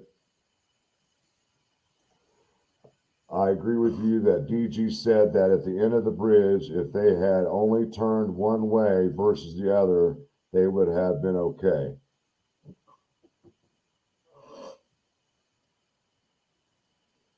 Okay. Good question. I mean, there's several theories out there as far as a motive. I mean, the drug angle, you got the CSAM angle, you got sex trafficking angle. I mean, we just don't know which one it is. That is a weird thing. I think about it. If they were going an opposite, if they went into the bridge the opposite way, they probably would have been fine. Yeah. Isn't that weird to think about? That's crazy. Mm-hmm. But then Abby could have ran home. You know, Abby didn't live far from. I'm sure you knew that. It's still a long haul. I mean, Richard Allen lived nearly 3 miles away from the bridge, and Abby didn't live too far from him. Yeah, should be. Well, have you gone down that road? Have you gone up the south side? No, I haven't gone up there yet. You should, because it's really it's like maybe half a mile. It's not that far. Maybe closer to a mile, but still, she wasn't that far. That's what's sad. She could have booked it and just kept going, but because I think she could have outran Richard Allen. I like okay. Then why did he not look for an alibi for when he went to the dump earlier that day? Driving is driving regardless of the destination. It could have resulted in a violation. So that's BS. He knew what he was. He knew what he was doing. There's no doubt. BG did not wear a mask, so he was not planning on witnesses. So homicide was planned. But see, the problem I have with that honeybee is when K. Weber, however you pronounce it, claims that when FBI interviewed her and they showed a picture to her and asked her if they knew who it was, asked her if she knew who it was, she said, no. How am I supposed to know who that is when his face is covered from the nose down? So, Yep, that's true. You know, and then you had one of the witness on the documentary, who claimed that when she walked by him, he had a coat on and he had something else under it that you could zip up that would cover the top under his nose, like a fleece. Yeah, sure. A fleece will zip all the way up to the top of your mouth. Yep. So. Do I have a thought on motive? Oh man, you know, I've always thought that it might be maybe meth related, like maybe because Libby's dad actually got Garrett Kurtz's girlfriend, her kids taken away from her, which gives a motive for retaliation. If correct me if you guys disagree. And Frank, have you heard that too, right? That yes. Yeah, Garrett Kurtz. Derek just said something. Even in the documentary, Hannah admits that DG was supposed to be a snitch and he was supposed to testify against somebody. She even said it in the documentary. That's the only thing I've seen that can give me a true motive, and that's what I always lean toward. But that was when I was in Garrett Kurt's territory. But then Richard Allen kind of throws a wrench into there. But that was my thought on a motive. But Meow's still in the chat. Motive, a message, ideological. PB is. Oh, sorry. Go ahead. Go ahead. You can say his name. Oh no, Pat Brown. Pat Brown is the one who left his truck overnight, right? He's the one that left his truck in the cemetery because allegedly he lost his or dropped his keys. Yeah, or lost his keys. yeah. He's the one who found the bodies too. See, and that's one of the other scenarios that I'm looking at. I mean, there's 2 or 3, 4 different scenarios that we can look at. We just can't pinpoint exactly which one it is. Yep. I'm not sure about the Ashley thing, but DG has never said a word publicly. That makes me wonder. Yeah, he keeps quiet about it. Everybody's wondering why he hasn't said anything. 2 girls don't pose as a threat to anyone. That's to send a message. Yeah. Sam Ray, speculation motive. Libby knew it was a kid texting her. She threatened to tell. See, I've heard that too because of allegedly Libby had a secret to tell. I've heard that numerous times over almost 2 years that Libby allegedly had a secret to tell. There's rumors that she knew something about the Flora fire, and that's, there's all kinds of crazy angles you can take. I thought it was Pat, but didn't want to say and have it be wrong. Thanks. Yep, that's Pat. In the audio, you can hear they run his plate because it's the only vehicle still there, I think. Diamond Eyes. Nice to see you, Diamond Eyes. I'm recalling Becky said she was talking about the story behind being mixed up. The group of GK and gang killed his girlfriend, right? It was Garrett and Ashley that killed his Nicole Bowen. Mm-hmm. He killed 2 people, didn't he? And then named Ray Hanish. Okay. I've always heard Ray was an accident because it was like I don't know how true that is, but yeah, I've heard it was an accident because of sexual thing. Type. Yep. Yeah, that's what I've heard. Mm-hmm. We will all be shocked and disappointed when we find out RA did this by himself and the other person might be just his wifey who knew it was him all along. Maybe, a lot of these things, the most simple answer is often the correct one. So keep that in mind. Abby could have heard info about Flora while working at the pizza place by Ayers' Strip. You mean well, Libby? You know that Libby, Right. I mean, the Pizza King was directly across the street from the Flora Firehouse. Basically, yeah, it's on the same. Yeah. Directly across the street. Yep. Vince, Thomas. I always lean that way too, but dude, this pedophile crap, and I've heard that Indiana Packers are loaded with underage sex predators. I've heard that too. I've heard there's a lot of weirdos up there. There's a lot of sex offenders in Delphi. Small as Delphi is, there's a ton of sex offenders. Just in Carroll County alone. Yeah. I mean, you could pull up the map. There's a map that you could pull up that'll show you how many people are living in that area are sex offenders. Yep. You do not wake up one day at 45 years old of age and kill 2 girls. I agree with that, Purdue. Yeah, I agree. There's a lot more to it. I mean, I think there is a lot more to it, but I do too. Okay, she didn't work there. She was just a pizza taster. A joke. Gotcha. Yeah. Well, it says Who's Pizza this? Hut too. It doesn't say Pizza King. It says Pizza Hut. Lost key guy, Ellie Alibi. Could he have known or was a part of the on a living? Okay, he got this. Defense requests discovery. Any other person who participated in the alleged crime was acting directly or indirectly at the investigation or on behalf of the state of Indiana or one of its agents. See, I'm still curious if there's somebody in a higher position that's tied into this case and they're trying to find out who it is. Yep. I would agree with that. Yes, you're correct, Meow. People that have major felonies, places like that are hiring them. Oh, yeah. I am curious to know what his aquarium looked like. if his house was such a mess, he said. 22 fish. That's a lot of fish, man. Yeah, it's got to be a big tank. Yeah. What else has he got in there? Anyone interested on the mountain of incriminating evidence and bad facts regarding RL's involvement should go back at Frank's video RL document. Shows his face and read what I wrote in comments of video. Thank you, Kay. BTK starts thinking about killing at 18, and it took him a couple decades to start. Our courthouse has pic and info of every sex offender in the county on the wall when you walk through the doors. Does Indiana have limited drive? Yes, they have what they call a, what do they call that? The judge will grant you a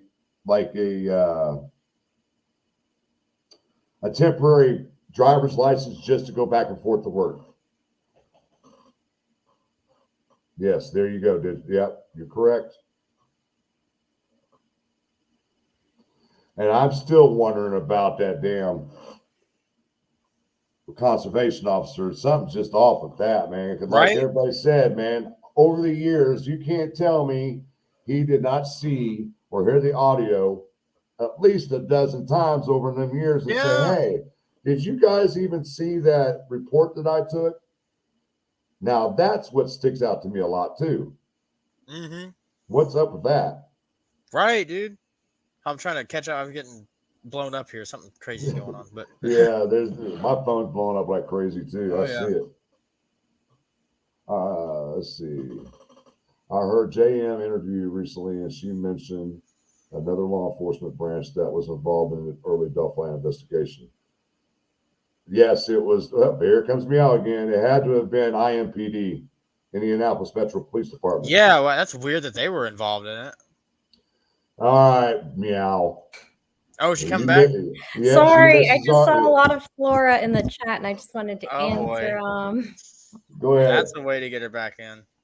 Yeah, I like it'll always drive me back. But yes, I think he's not ruled out. He has incredibly suspicious history, behavior, little loony, which is typical of arson profiles, like psychological profiles. But yes, he is not a lovely man. You know what's so funny about that whole situation? His brother is on the Carroll County board. Oh, yeah. He's a board member. Yep. His older brother's on the board, and I'm like, you got to be kidding me. He's also married to Josh Ayers' sister. Wow. Formerly. I think he brought 22 fish, so the store employees would remember him before being there for sure. Helps to confirm his alibi. Yeah.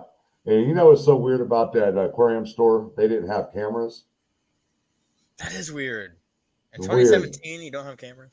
Right. What were the fish for? It's a lot of fish. He might have been. Were they freshwater? I'm sure they were. You can't get like saltwater fish, like they're not going to survive. Huh. Was it bait? It's like already admitted to be at the scene when the crime occurred. Lockwood, yeah, you're correct. FBI immediately released response that procedures were followed concerning conservation officer, even though they left other rumors unaddressed. Hello, Purdue, dressed like BG, age range, admits being in the kill zone during time, history of 40 cal weapon. Why would CO not take him directly to station for video interview and DNA? Good question. That is a damn good question right there. Here's the thing about the DNA. Was it touch DNA? All I know is when Barbara McDonald interviewed him, was it Barbara or was it Emily Longnecker? I can't remember which one. Right at the beginning of the whole thing started, he said there was DNA. And she asked him, is it from the perp? And he's like, I don't know. Right. They also asked Hope Lesenby directly. Yeah, that's who I'm talking about. She asked him directly. Yeah, and yeah. If he saw a 2-inch wide fire strip, this is to you. Yeah, well, it means like that a 2-inch wide fire strip does sound like a port accelerant, correct? Doesn't it? And in my opinion, especially if it's on the floor, but you can see where the majority of the heat damage is kind of mid-level. So it is interesting to see where the heat is. And that kind of also points to the accelerant, and what the heat was within the home was abnormal for a normal fire. But yes, I think one of the biggest mistakes that the fire department did while they were busting out windows. That is the biggest mistake you can do. Yep. Oxygen fuels fire. And it's almost like it was intentional to destroy the evidence. Or That's basically, what it you looked know what like. that will do is, if there was a port accelerant, it won't even be detectable, really, because that will now evaporate, because it's extremely volatile. Most accelerants are highly volatile in high temperatures. And as long as it flashes over, most of that is going to go. Most of that evidence goes away. You can see that with Monticello, the Monticello house fire. I am not going to spend too much time on it, but I'm just saying the Monticello house fire is very tragic, because she was also working on the Delphi case. She was the polygrapher, wasn't she? Yep. Something like that. She was the polygrapher, but there's actually another thing that I found in some of the things that she had done. They said she had found touch DNA in another case, and it was very big. And they don't elaborate on which case it is. I speculate that that's the Delphi case, because I know that she was very invested in that, and also her kids were around the same age at that time. So, well, you're talking about the fire where they killed the people in Delphi, and they ended up catching that guy here just recently, didn't they? No, but she was working as an investigator from Lafayette on the Delphi case, because they needed to bring all the personnel in that they could. And she did find, it just mentioned in, when she had passed, that she was so respected, and she was commended for her work on obtaining touch DNA from another crime scene. And it did seem, I did know that she did have some involvement in the Delphi case. I don't know the extent as much as she did in the Flora case. I know that she had polygraphed at least 4 or 5 individuals with regards to the Flora case. The fact that her home was so demolished from the fire, they were never able to determine. It was the ATF came through it, and a year later they said it's undetermined. It was just too unsalvageable. But you can tell the Department of Homeland Security is going into that saying it seems like an arson because of how destroyed the home was. This is for you also, I believe. Oh, Tim Corbett. I have to reach out to him. Yes, I do have to reach out to him. I did speak with him briefly on Ruckus's podcast. He hasn't reached out to me. Usually I wait till someone reaches out to me before, like building that rapport, before, offering information. So that's kind of how I do things on that. If they have interest, they usually reach out. Fogo, the mother of the children in the Flora fire, is on YouTube quite a bit. She's been on live streams the past few weeks talking about it, so she's not hiding. Yeah, she's Taco Fall. Yes, there was speculation. I don't know how true it is that a thumbprint was recovered from one of the girls, and one of the officers lost it. From the Flora? No, from Delphi. Oh. A thumbprint was allegedly found on one of the girls, and it got lost. That's too bad. Camaro lover. Sorry. And you know who that was? Liggett. Mm-hmm. Once again. We lost the evidence in Flora too. Yeah, the storage shack or the storage. Mm-hmm. They forgot to pay rent on it.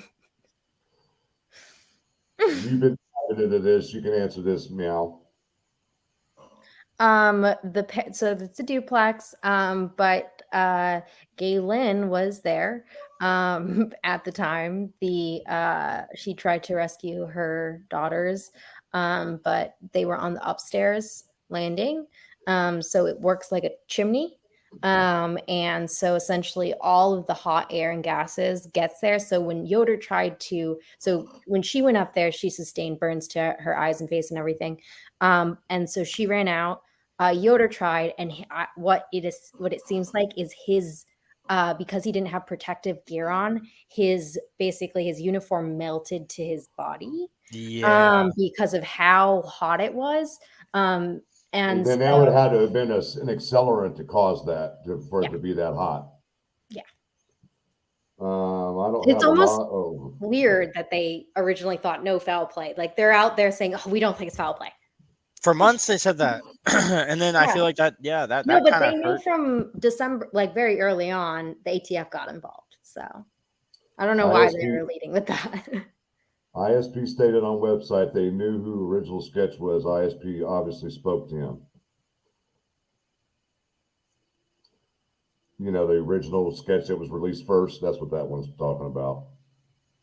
I won't say nothing about that. I think it was Richard Allen that they spoke to, or they're allegedly they spoke to, but it was actually the conservation officer who spoke to him. And then they're just coming out telling everybody that they spoke to him. That's my opinion. But we know like the person who made the sketch. Well, are you talking about the one that was released in the presser? Like that they had since 2017? No, the old man one with the hat on. I think there's a little bit. Yeah, I think there's a little bit of creative touches that they added. That was the problem. Not blaming mom, but why isn't she front and center screaming for justice for her baby? She's been so quiet. She hasn't been. You got to understand, she's been on Meow's channel for the last 3 weeks, at least once or twice a week.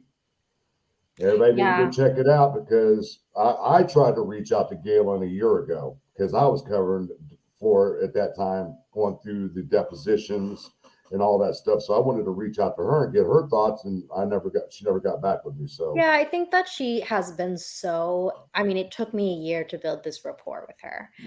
She's overwhelmed with everybody trying to contact her and everything. I can understand where she was horrified, like how these people were calling her a baby kid. Like and you can even see how Steve Brown's talking about it. Even like he's talking with his own anchors, and they're like, yeah, like we even heard those rumors. They were like, the rumors about that became so pervasive, and she left social media. It was too much for her. So building that rapport with her again, building her trust, and like trying and just like reaffirming that I wasn't there to screw her over, or to vilify her. Was just, and we just kind of built a normal friendship on that. I just had a lot of sympathy for her and her plight. I'm glad you were able to reach out to her and you guys built a rapport with each other, because a lot of people were wondering why she wasn't talking. I know. Yeah, I do. So I do applaud you for that. Yeah, that is cool. That's awesome. And also understanding what had happened. Like I have a lot of the correspondence that they had given her and stuff. And what was really, it felt very frustrating for I was frustrated for her. I know she was frustrated, but what made me frustrated is like, she didn't really understand like why they were doing this to her. And what it seems like they were frustrated with the investigation. So they keep coming back to her saying, you must have more. You must have more. And it's like, she doesn't. And like, this is how you build false information. And if this is how you're conducting your investigations, like with witnesses or with victims or whatever, or like survivors from those things, that's going to breed false confessions, false information, and those things, because you're just trying to please them, give them what they want. And so that is what I immediately came out as a red flag to me. And I was like, I think it's good that you kind of kept it with what you knew. And that's why she's also talking about it publicly, because she's like, this is what I know. You all can have it. This is what I know. You can have it. And she's just very genuine when she talks about it, and it's been She really is, and it's well the way she I don't know. You get to just experience it for like the way she talks. Like she's talked to me directly, and it's just a and certain. she's just really scared, I think, like also because like you don't if you're in freaking American community in Indiana, they have not been treated well. Her family has not been treated well in Indiana itself. So they don't have a lot of trust for law enforcement. So that's where she's coming from. That's her background. I actually have more trust in law enforcement than she does. I would have to say on that question, if she had hair products, it would be in a can, unless she uses Murray grease, which is in a little can, little bitty can like this. Well, Or she a has black hairspray hair can. products. Remember, Well, yeah. And if they were in cans, you would hear explosions from them exploding from the heat. yeah, I think they like so like I as best I understand, she always had done the girls' braids and things like that. So that's kind of like remember black hair products are different than what like white girls use to put up their hair, straighten their hair, do their, give it some volume. So Well, I can tell you when I was in the military, I wore a flat top and I used Murray's grease on my flat top to keep it to stand up. ah. Wow. I sure did. I sure That's did. badass. They wear wigs like Digital. yeah. Go ahead. I think She he's right now talking she again. wears a wig just because she shaved her hair for her nephew who was going through really bad chemo treatments and she didn't want him to feel alone. So it was Right. Do you want to That's hear? nice. Sorry. Go Do you ahead. want to hear my opinion on the bullet? If Go ahead. my opinion is variable, if they crossed the creek, I'm not saying they did because that creek was really high. If they did, I think Richard Allen's gun got jammed full of gunk and sand, and it wouldn't fire, and that's why it kicked out, and that's why he had to clear it, and then he panicked and probably pulled out his knife. That's just my opinion. But to decapitate someone, how many kilograms of force you need? That's 400 to 700 kilograms of force. It's like he had a samurai sword and it's freaking. I didn't finish the word. Hopefully, they didn't catch that. Freaking whatever. That's not easy. I know it's not easy. I'm not arguing with you, but Look at Ray says, figured Frank was a dapper Dan man. All right, here's another one for you, Meow. Didn't Galen also say that the neighbors attached keep losing power and they would call her to flip the switch in the box? Upstairs tenants would, yes. They would keep like she would have to flip the switch or like flip the breaker multiple times. Here's another thing that I have like a question about. Is there an outdoor breaker box? I don't understand what a breaker box is per se. I'm a lady, don't know these things. Usually, it's in your garage. Or it could be in your laundry room, a big metal panel on the wall in the garage or in your laundry room. So could it be a power source to extract power and then to ignite something in that That area? would be very complex. That would be outside the actual power box. Yes, but the power box is right in the location where the fire starts. You could have had a bad breaker that sparked or something. Who knows? Or rigged to spark it. Mm-hmm. But you think they would have found something? Well, in that breaker box. The entire utility closet they said was absolutely incinerated. So that's telling me the fire started in that general location then. Mm-hmm. And the mud room. So, yeah, interesting. I don't know what that means, but if the fire was set where was the mother since the girls were upstairs, wouldn't she have heard someone in the house? All the way in the front of the house. She's in the front of the house, basically right underneath the girls. So it's believed that the person had entered through the back. And that's like a mud room or whatever. She woke up at some point, but by the way, Elizabeth Ayres noticed smoke before Galen Rose would have woken. Now that would have been Josh's sister-in-law, wouldn't it? That was Josh's sister. Okay, I knew it was one of them. I knew one of a family member is the one who actually called 911. Yeah, I think it's Josh's sister, Elizabeth. Didn't they live right next door or something? Yeah, they still do. And she calls Josh 6 minutes before, calling 911. Before, yeah. That's She calls what's strange, too. 911 once Galen is outside screaming. So Galen's outside screaming, and then she calls 911. Josh is already arriving on scene. So it's bad looks for Joshy, in my opinion. I know we're jumping all over the place, guys, but this is a good conversation. Talking Yeah, about it's Florida, great. we're talking about BG, and we're also talking about and they happen in such close proximity. You know, the first person Mhm. who asks, by the way, all of the law enforcement, Josh wanted to know everything about what happened with the girls in Delphi. So it's just, I mean, it's very possible He's that on the someone. search list. I believe somebody took pictures of the search list. Oh And yeah, I right. think those got sent to me, and I thought we were looking at them together. Yeah, and also you know that a lot of the people who are in positions of power within Carroll County are from Florida.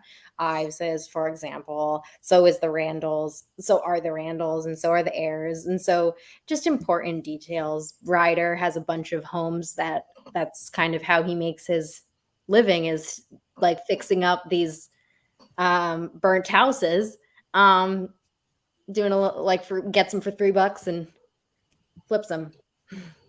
I had the same question, Kay, but then you also have to ask, why hasn't Ron Logan's search warrant return been publicized? Why haven't we seen a list of what was found at Ron Logan's house or anything? Oh yeah, I'd love to know what they were taking out books. They like this is just from secondhand, but like taking out books, going through the flower beds. Yeah. Uh-oh, Lockwood. Listen, look what Lockwood says. Adam went in to set the fire, then saw Galen before she saw him, so he panicked and claimed he was coming in to rescue. Who's Adam? He is Who's Adam Ayers. Adam Ayers. Okay. Adam Ayers is not a hero. Adam Ayers has a lot of history against history of violence against women and sexual assault. I mean, he tried to kill his wife. Whoa. And Yep. he's like, you have no idea what I'm capable of, sort of stuff. That's public information, by the way. You can find that. Yeah, Danger Dave, I am not at 1,000 subscribers yet, and I'm not at 4,000 viewing minutes. I'm halfway there on both. Yeah, hell yeah! Turn on a movie, and Frank will be at 1,000 after the movie's over, probably. I would imagine. And what the hell? If anybody wants to donate, there is my Cash App. And if one of my moderators will drop my buy me a coffee again, would be greatly appreciated. I thought you've been around this like thing for a while. I was partnered up with another channel and I left and started my own channel. Sorry. Yeah. All right. Honestly, go ahead. Go ahead. Oh, I was gonna say, once you get monetized, it's really not that much money. I made like 60 cents off my videos in 2 days. It's really not much. So I don't want people to think that we're making. People have accused me of making all this money, and it's a big difference between shorts and doing super stickers and super chats. Yeah, I haven't even done that, and I'm not in it. My shorts make like a grand total of I think 6 cents last month. I'll spend it all in one place, you know. Somebody accused me of shorts. They're somebody accused me of making a Delphi movie and making money off of it. I'm like, what are you talking about? You made that movie trailer. No, that movie, it was up for like a day, and it wasn't even mine. It was just something. It was made as a joke, and yeah. Hello, Mother. Hey Ray, this is my 5th live in 3 weeks, and I'm already halfway at 1,000. So I'm halfway. So we have fun on these. I love doing live. It's my favorite thing to do. I'm glad I did, because I used to just hide. I used to be in this community like back in 2020, but I wasn't public. I was in the shadows just reading stuff. I'm trying to run from this community as fast as I can. It is a really good community, but outside of a few bad apples, it's a fun community. I really want Florida to be solved. Do you live in Indiana? MOD. Me? Yes. I know you do, Thomas. I'm gonna say, what the hell? Oh. Is that a yes or no? No. No. Are you She- DC? Yes, that's a yes. I already know. Trust me, I check on everybody that's on YouTube to see where they're from and who they are and get to learn who they are. So you have to. You just don't have people up on your panel you don't know if you've never talked to. Like you were on Thomas's panel, and that's the first time me and you have ever met or even talked. And then I came into your chat. When was it, last night? Yeah, I came into your chat last night. And then Thomas said, hey, Meow's got that. Oh, God, she's got her pussy with her. And Thomas said, hey, she's got that audio of Robert Ives. And I said, bring her on in. Let's hear it. Yeah, I have 'Cause more if you want me to share more of them. Fun fact, I work like not that far. I work down the street from Frank. I drive past his place every day. Yeah. I have home. more about where he talks about the signatures if you'd like. We're just chilling. Yeah, but I only went through half of the first one. I have 5 or 6. Does he specifically name signatures, as is the question? I can't 100% recall. He talks about the specifics of the signatures with vague terms. Like he's vague. He's vague as hell. He tries very hard not to give away. You can tell he was a very rural he wants prosecutor. to, like in his heart, he truly wants to. He's like, it's like one of those people you don't want to tell a secret to because they like. If I was a small town prosecutor and something like that happened, I would be struggling to not. And I don't like Robert Ives is a little bit of a weirdo. I don't agree with a lot of his views, but he's very terrified of the homosexuals. That's fine. Yeah, it's his So identity. is half America, so whatever. I can play it, but Go ahead. I won't stop me. This isn't my Frank. If you're Go good ahead, with go ahead. Let everybody hear it. okay. Let it Well, rip. this is just part. I guess like I can. There's one that's the other ones are much shorter. So this one is just 4 minutes, but Question in a different way, even if there aren't any active cases out there that you could say, yeah, This this is- is like this. Are there any like just generally famous cases or famous murders that you could compare this to? Yeah, I'm not the best history of serial murders person, but I will say this. Initially, I thought, and I think most people thought, and I still think that it was probably somebody local because it's just not a tourist spot. It's just not somewhere where anyone would be lurking. It's such an unlikely place to be. You've all been there. It's not that famous. It's not like people come there and hang out and hope, well, maybe I'll catch 2 girls here by themselves. I tend to think it was a local. I still tend to think it's a local. But a part of me also, as other people speculated, think maybe it was a random murder. Maybe it is a serial killer. And it's a horrible thing. But part of me hopes, well, they'll catch somebody committing some other crime or having committed some other crime. And as has sometimes happened in the past, serial killers, they'll confess to this crime. People ask me, do I think it'll be solved? And I do think it'll be solved because it's so odd and so unusual. And people are so compelled to talk about the terrible things they do. I think that either this person will talk about it to someone or alternatively, they will commit another crime and get caught and hopefully confess to this one either because they want the fame or alternatively because they're trying to make a deal. So I don't know. I'm not an expert on the investigation of serial killers. One more. Could you stop that for just a second? That is something Superintendent Carter asked. sorry. Christy, this is Robert Ives. He was the original prosecutor on the case when it first came about. Go ahead. Oh, okay. Yeah, just 33 seconds left of this part. Conferences, who's next? He asks himself that all the time. Do you think those signature items would still exist? I think potentially that one or two of those things could pop up again. Yes. Have you seen the video? Yes. What we've been told by Sheriff Lesby and Kim Riley, they haven't told us how long it was. They haven't told us too much about what's on it, but they've told us what it was like for them to watch it and their current relationship. Okay. So he goes into the video, what's on the video.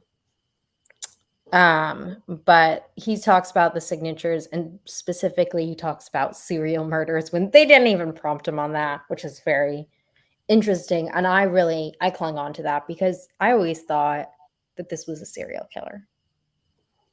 That's what I thought when I came into it. I still sort of think it.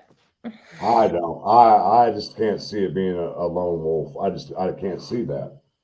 Well, a serial killer is not necessarily a lone wolf. There's many serial killers that work in a duo.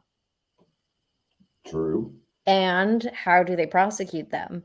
They very also often prosecute by bringing the more weak one out first, Mhm. and then they kind of prosecute against the alpha. I think, just my opinion, he stepped down as prosecutor because he came across something he didn't want no part of. I think that also maybe he was going senile. Or the case itself just made him like, man, I can't deal with this. And also, there was with the media attention that was going to be going on him, he wasn't going to make it through that. I just know how much dirt he has gone through with Denny Randall. He wasn't going to make it through that. It was not going to help the county for him to be the prosecutor. It's a fact. And he had the self-awareness to take himself out of the Flora case and hand it from Carroll County over to the ISP. And that was his choice. And that was self-aware. See, and I brought this up, interesting that I've said to Frank, he doesn't recall saying non-secular. That's when I mentioned to you that somebody approached him and say, hey, we need to change this. And that's where they went into the video and edited that part out or changed or whatever they did. Because it was always like there were three. Yes, it came from this specific podcast. Yes, you're correct. And I didn't hear that specifically from the podcast. Correct. Sons of Sam. Yes. Oh, I know who he is. That's the clown dude. No, it's the Son of Sam. Yeah, the Son of Sam was in New York. I'm trying to remember which one he is because I've seen so Dog many. talking to him. Telling to But kill we got about 5 more minutes, guys, and I'm going to end it for the night because we're going on midnight. Holy shit! Shoot, are we really? Yeah, and I know everybody's had a long day because of the holiday weekend and cookouts and watching the race. Yeah, as Christy was saying, serial killers leave signatures. That's why I always thought that. But maybe I was misled. I don't know. Shoot people on Lover's Lane. Berkowitz. I remember him. Mm-hmm. From Indiana.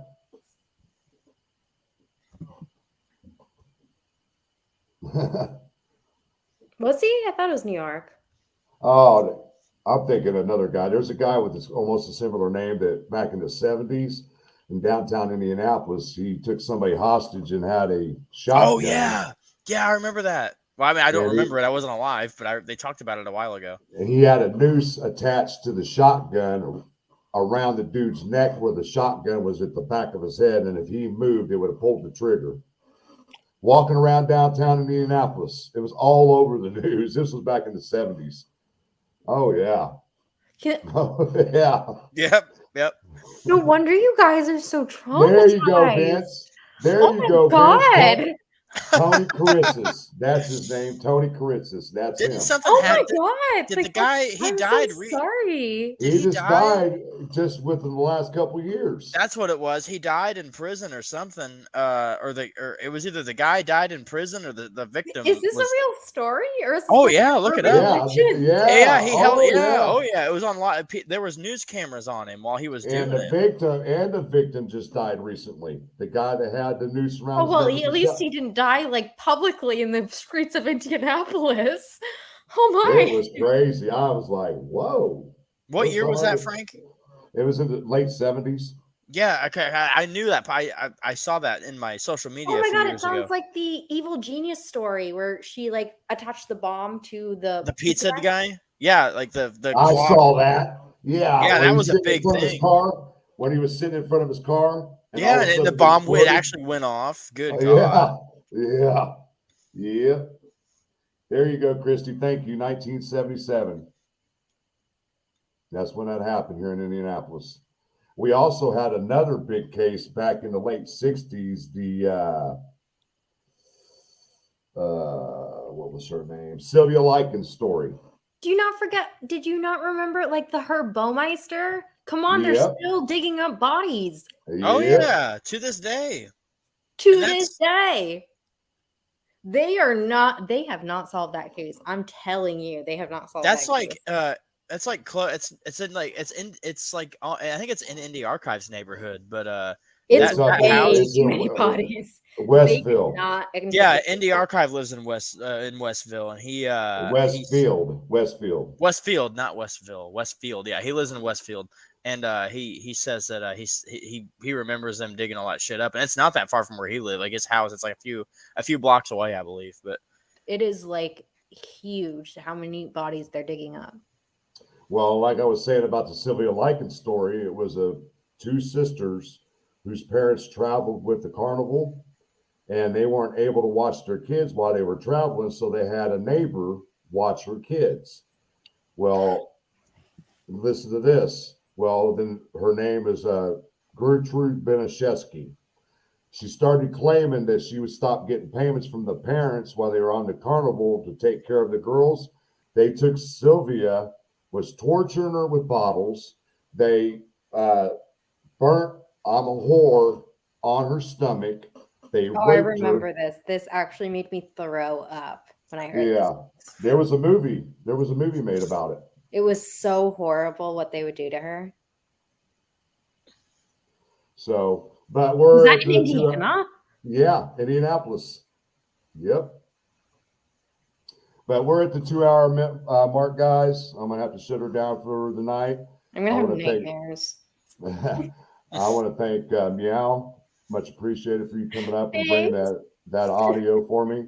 And you brought some good insight to the Florida case to my channel. I appreciate that. Thomas, anytime. You're a good dude, man. Keep that boots on the ground out there in Delphi when I'm not out there, dude. So, Oh, dude, anytime, man. really Anytime you appreciate wanna, it. we'll be up there at the hearings. I know you. Yeah, that's gonna be a fun week. Oh yeah, best believe that. I think But, a lot of us are gonna be out there. Once again, if anybody is willing to donate to the channel, here is my Cash App account. And Miss Purdue has already put my buy me a coffee in the chat, which I don't have it on my screen or my thing where I could pull it up, or I would. But once again, I want to thank everybody for coming out. Meow, Thomas, everybody in the chat. I want to say good night. Love each one of you. Until next time, peace out. One love, guys. Bye, guys.